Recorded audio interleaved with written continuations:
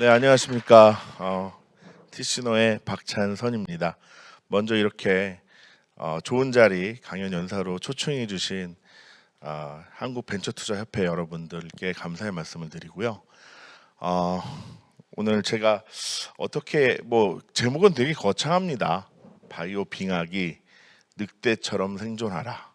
이거 하기 전에 먼저 오늘 팁스에 선정되신 분들께 축하의 말씀을 먼저 드리고요. 그 다음에 점점 어려워지고 있어요. 저도 팁스를 받았던 저희 기업도 받았는데 점점 어려워지고 있는 상황에서 그 심한 경쟁률을 뚫고 선정된 기업분들께 되게 축하의 말씀을 드리고요. 또 한편으로는 웰컴 투 더 헬입니다. 네, 이같이 어려운 시기에 저와 같은 동지입니다. 이제 그런 환경에서 서바이벌 해야 되는 그런 동지분들께 일단은 환영의 인사를 드립니다. 네, 오늘 이렇게 간략하게 말씀드리겠습니다.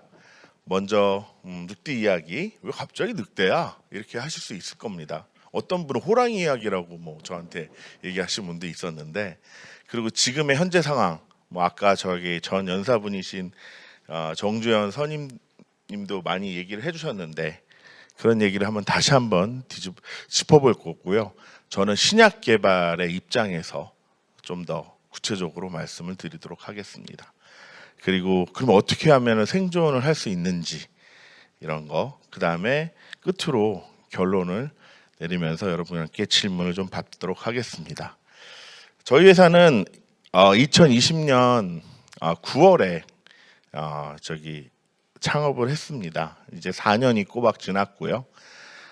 그 4년이 너무나 빠르게 지나갔던 것 같습니다. 그래서 저희는 지금 현재 광교에 위치해 있고 저분자 혁신 항암제를 개발하고 있는 회사입니다. 현재 직원은 38명 정도 되고요. 처음에 시작할 때는 6명으로 시작을 했습니다. 먼저 늑대 이야기를 드리도록 하겠습니다. 이 늑대가 다 아시다시피 상당히 인간보다 더 오래 살았던 친구 같아요.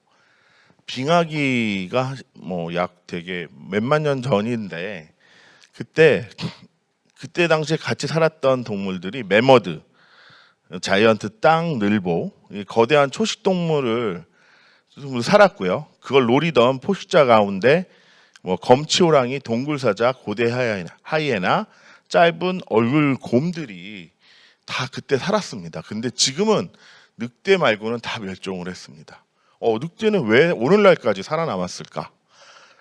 이런 것들을 2022년에 네이처에서 유전적으로 그 분석을 했던 그 논문이 나왔습니다. 제가 보다 보니까 그런 거에 좀 착안해서 강의 자료를 만들었고요. 어쨌든 늑대는 지금도 생존해 있다. 이런 거죠. 그 비결이 무엇일까?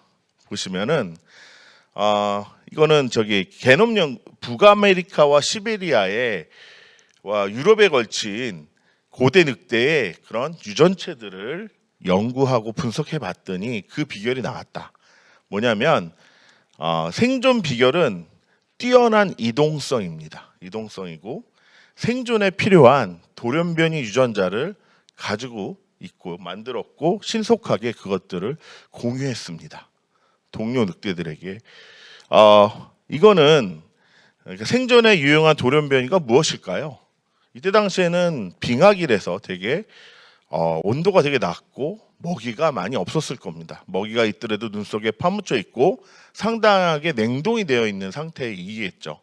그래서 이들은 새로운 먹이 적응을 위해서 두개골 턱을 발달시킬 수 있는 관련 유전자들을 어쨌든 돌연변이 시켰습니다. 그리고 그 깊이 박혀 있는 그런 먹이들을 먹을 수 있도록 알아낼 수 있도록 후각 수용체 유전자를 되게 민감하게 바꾸었죠. 그리고 그들이 이러한 자기가 돌연변이 유전자들을 다른 동료 늑대들에게 많이 확산을 시켰습니다. 넓게. 그래서 종족들이 다들 이러한 유전자를 가질 수 있게 2세대부터겠죠. 그런 것들이 되게 많이 활발하게 신속하게 이루어졌다라는 거죠. 자, 여기서 저는 이렇게 얘기하고 싶습니다.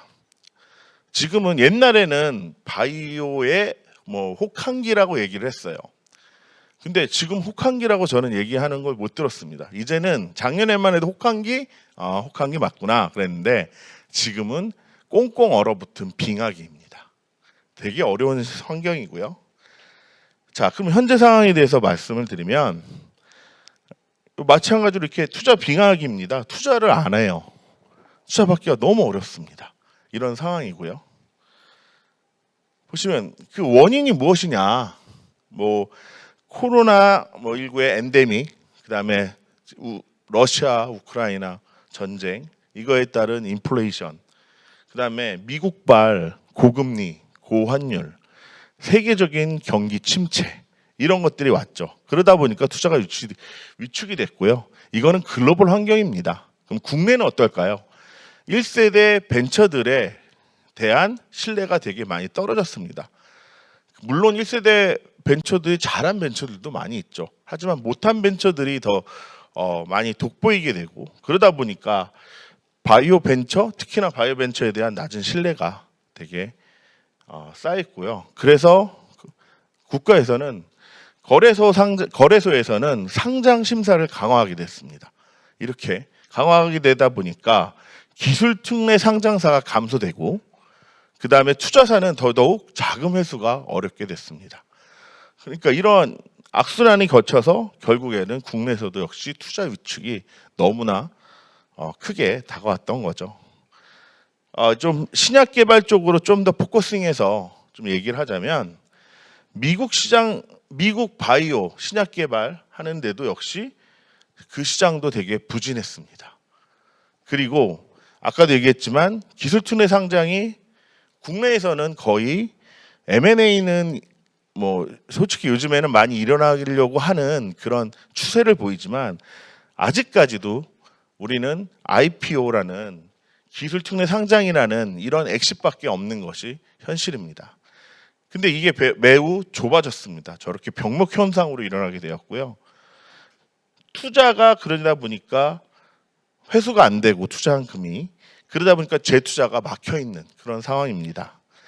그리고 바이오 업종 특성상 투자금의 의존도가 높을 수밖에 없습니다. 특히 신약 개발은 많은 돈과 많은 시간이 필요하기 때문에 지속적인 투자가 필요하고, 또 매출 창출이 그렇게 쉽지는 않습니다. 그런 문제가 있죠. 그리고 아까 얘기했듯이 성공 확률도 그렇게 높지는 않습니다. 그리고 상당히 비용도 많이 들고요. 뭐 이런 문제 때문에 지금은 바이오 분야에 대한 투자가 많이 어려워졌다라는 것입니다. 실질적인 데이터를 보시죠. 투자업계는 뭐 지금 이렇게 얘기합니다. 유동성 파티 끝, 개전 미흡 상태, 지금 양극화, 아까 빈익빈 부익부라고 얘기했는데 잘 나가는 회사들한테는 돈이 몰립니다. 근데 상대적으로 그러다 보니까 좀 어려운 회사들, 초기 단계에 있는 회사들은 솔직히 투자 받기가 점점 더 어려워진 환경이라고 볼 수 있습니다.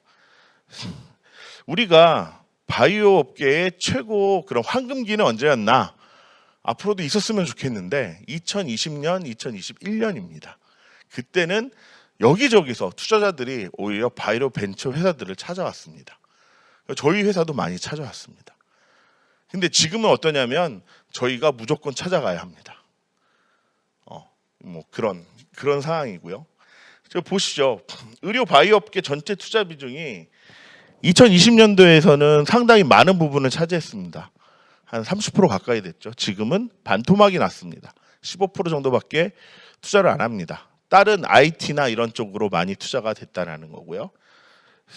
누적 투자액도 역시 마찬가지로 보시면은 2021년도에는 3조까지 넘게 이렇게 찍었지만 지금은 한 절반밖에 안 되는 그런 투자금이 집행되고 있다. 그리고 2024년에 좋아질 거다. 다 이런 얘기를 저도 들었습니다. 근데 회복세라고 얘기를 하는데 저는 그렇게 보지 않습니다. 2024년도 비슷하다. 그럼 내년은 좋아질 거냐? 희망 고문입니다. 좋아질 거라고 생각하면서 일을 하는 거죠. 좋아지겠지. 이런 상황이고요. 그래도 그 단계별 그러면은 초기 아니면은 시리즈 뭐 C 뭐 IPO를 앞두고 있는 프리 IPO 뭐 이런 단계별 투자 현황을 보셔도 ABC는 2024년에 ABC는 조금 증가되었습니다. 근데 초기 투자, 시드, 프리 A 이런 건 좀 주춤하고 있습니다. 이 ABC는 다운 밸류로 아까도 뭐 말씀하셨는데 다운 밸류로 많이 브릿지 이런 것들이 많이 일어나고 있어서 아마 통계적으로는 그렇게 잡혔을 거라고 생각이 듭니다. 그리고 코스닥 기술성 평가 특례 상장 바이오 기업 수를 보셔도 2020년도에 17개사 그 이후로 거의 반토막이 났습니다. 상장 안 시켜주는 거죠. 이런 상황입니다. 그래서 저는 이렇게 정의합니다. 제가 이 강연을 하는 이유도 이겁니다. 바이오 업계 위기입니다. 저기 같은 바이오 업계 종사하시는 우리 동지분들 다 같이 위기라고 얘기해 주시고 뭐 좀 더 정부의 도움을 좀 바라는 그런 자리가 있으면 같이 얘기해 주시고 같이 한번 이 위기를 잘 넘어가자 이런 뜻입니다. 지금 바이오 채용 인력 감소, 솔직히 바이오 황금 시대 때는 좋은 인력을 구할 수가 없었습니다. 근데 지금은요 너무 좋은 인력을 구하기 쉽습니다. 오히려 그 얘기는 뭐냐면 많은 바이오 벤처에서 핵심 인력까지도 지금은 이렇게 레이오프 시켜주는 그런 안타까운 상황이 된 거죠. 그래서 저희 바이오 벤처 전체 한 국내에 한 3,000개 정도가 되는데 이 중에 1,000개가 다 잠재적인 그런 정리 대상이라는 이야기도 신문에서 많이 읽혀집니다. 그리고 그래서 저도 저 주변에도 되게 많습니다. 이게 신약 바이오 벤처만 위기가 아니라 다 연결이 돼 있습니다.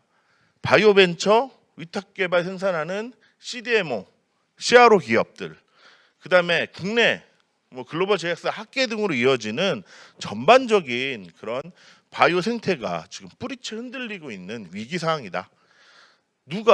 우리 아이들이 누가 바이오를 전공하려고 하겠습니까? 취직도 안 되는데요. 그러니까 점점 더 인원은 국내에서 바이오를 열심히 연구할 수 있는 인력들이 줄어드는 게 저는 큰 걱정입니다. 그리고 정부 지원도 과거에 뭐 R&D 지원이 많이 감소됐다라는 건 올해 뭐 다들 아시는 내용이고, 그래서 많은 사람들이 그 K 바이오 백신 펀드에 되게 기대를 했습니다. 그 3천억 규모의 지금 K 바이오 백신 펀드가 조성이 됐고 업계의 유일한 자금줄입니다. 그러니까 여러분들은 이 돈을 많이 갖고 있는 기업을 공략을 하셔야 됩니다. 근데 아쉽게도 지금 투자 집행률이 지난 1년 사이에 11%밖에 되지 않았습니다. 그 이유는 그 한계가 정해져 있죠. 집행하는 데 있어 리미테이션이 백신 개발이나 임상 단계의 회사에 투자를 해라. 초기에 회사들한테는 투자를 못하게 되어 있습니다. 요런 규정들이 조금은 좀 완화돼야 되지 않나라는 생각이 들고요. 한때 이랬죠. 너무나 우리 황금기 때는 바이오 벤처들이 너무 우후죽순으로 많이 생겨났고 물론 그들은 다 사이언스 베이스로 기술을 만들었다 얘기하지만 그렇지 않은 기업들도 상당히 많았습니다. 그래서 옥석가리기라는 표현을 많이 썼죠. 이게 옥석가리기가 맞습니다. 필요하고요. 근데 그거를 지나서 지금은 바이오 생태계가 지금 파괴되고 있다. 이런 얘기입니다. 그래서 되게 절망적인 얘기만 제가 하는 것 같아가지고 그럼 어떻게 그래도 이 위기를 잘 넘어갈 수 있을까? 이거는 철저하게 저의 의견입니다. 살아남기 위해서는 우리가 생존에 유용한 돌연변이 유전자를 갖고 있어야 합니다. 무엇이냐면 옥성 유전자라고 표현을 제가 한 거고요. 이거는 결국 투자를 받을 수 있는 어떤 요소입니다. 이런 것들을 기업이 준비를 하셔야 되는 거고요. 그리고 재빠르게 변화와 혁신, 빠른 이동과 유전자 확산 이런 게 변화와 혁신이라고 생각을 하고요. 그리고 이런 현실을 정확하게 인식을 하시고 임직원들이 똘똘 뭉쳐서 원바디로 공감을 해야 하고 이러한 투자 집행 요소들을 확보하고 회사를 잘 홍보하는 이런 단계를 거쳐야만 투자를 받을 수 있다라고 생각을 합니다. 그래서 좀 더 그 옥성 유전자를 어떻게 만드는가에 대해서 좀 정리를 해봤고요. 일단은 회사가 건강해야 투자가 들어옵니다.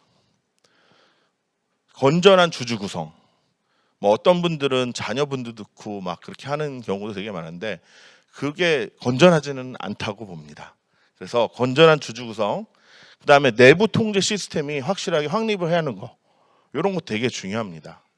그다음에 어떤 경쟁력이 필요하냐? 이러한 경쟁력을 확보할 수 있는 핵심 인력들을 보유하고 해야 되고요. 그다음에 차별화된 특허, 그다음에 어떤 POC 데이터, 그다음에 경쟁 물질 대비 우월한 그런 비교 데이터, 이런 것들을 빨리 만드셔야 합니다. 그리고 타 회사랑 어떤 차별점이 있는지를 갖다가 만들어 놔야 되고요. 또한 마일스톤도 제시하는 마일스톤이 공격적이어야 됩니다. 일반적인 신약 개발의 프로세스처럼 뭐 예를 들어서 디스커버리 단계를 5년 뭐 이렇게 하시면 안 되고요. 좀 더 공격적으로 마일스톤을 잡으셔야 되고요. 그 마일스톤을 어떻게 하든 준수하려고 노력을 하셔야 됩니다. 그래야만 그 회사에 대한 신뢰도가 쌓여서 팔로업 투자들이 일어날 수 있다는 거죠. 그 다음에 객관적으로 우리 회사는 좋다라는 암만 제가 떠드는 것보다 우리 회사가 정보과제를 수주를 많이 받았다. 이런 자료들. 그 다음에 해외에서 학회에 아니면 논문에 좋은 논문에 우리가 퍼블리시했다. 이런 것들. 그리고 국내 제약사든 해외 제약사든 제약사와의 공동 연구를 수행했다. 그 이야기는 이 회사가 그 제약사의 인정을 받은 거였거든요. 그런 것들. 그 다음에 SI 투자를 그러면 같이 받을 수가 있습니다. 그리고 제일 중요한 사업화 성과. 사업화 성과가 점점 밑으로 내려오고 있습니다. 옛날에는 IPO 뭐 상장 심사 때 그렇게 나왔던 그런 기준들이 지금은 투자 단계, 후기 투자 단계에서도 사업화 성과를 요구를 하고요. 이거 가지고 있으면 뭐 업프론트가 업프론트가 천억 정도 가까이 되는 그런 딜을 성사시켰다. 그러면 당당하게 투자 받을 수 있습니다. 그리고 그러면 생존 전략. 우리가 어쨌든 잘 견뎌야 합니다. 보수적으로 투자금을 운영해야 되고요. 또한 내가 성공할 수 있는 것들을 다 이렇게 벌릴 수가 없습니다. 필요한 것들, 선택과 집중이 필요하고요. 그 다음에 IPO를 위한 조건들을 충족할 수 있는 전략들을 마련해야 된다고 생각을 합니다. 그래서 그 다음에 이제 그거를 가지고 어떻게 그러면 확산을 시킬 것인가. 일단 내부적으로는 아까 얘기했지 모든 구성원이 한 방향을 보고 이렇게 진행을 해야 합니다. 구성원들을 먼저 설득하고 우리는 하나고 한 방향으로 가자라고 얘기를 해야 될 것 같고요. 이러한 아까 만들었던 투자 집행 요소들을 잘 이렇게 녹여서 IR 자료를 만들고 또한 언론도 같이 만나서 잘 인터뷰를 해서 홍보를 해야 된다는 거죠. 그러한 네트워크를 총동원하셔야 됩니다. 총동원하셔서 정부라든지 아니면은 제약사라든지 그다음에 VC들을 만나서 설득을 시켜야 하는 그런 작업들이 반드시 필요합니다. 여기서 보시면 일단은 돈 있는 투자사들은 다 만난다. 개인도 만난다. 라는 거죠. 어려워도 그래도 양질의 투자금만 받자. 검은 그런 세력들의 돈은 받아서는 안 된다. 아무리 어려워도. 그 다음에 여러분들이 생각하는 밸류 있잖아요. 회사 밸류. 지금은 밸류를 따질 때는 아닌 것 같습니다. 밸류보다는 생존이다. 그리고 SI 투자를 전략적으로 고려를 많이 하자. 그 다음에 투지 유치 기간은 1년 내내, 1년도 아니에요. 그냥 다 언제든지. 오늘도 투자 유치 기간이고요. 내일도 유치 기간이고 내년도 마찬가지로 유치 기간입니다. 회사를 꾸려나가는 데 있어서 거의 전 기간이 투자 유치 기간이라고 생각하시면 됩니다. 자, 결론은요. 살아남는 기업이 성공한 기업입니다. 지금 상황에서는. 그래서 이분 다 아시죠? 되게 유명한 영국의 생존 전문가, 네, 베어 그릴스라는 분인데요. 저 보시면은 에어비앤비라는 그런 기업 아시죠? 에어비앤비가 지금 32조 원의 그런 가치를 갖는 거대 기업입니다.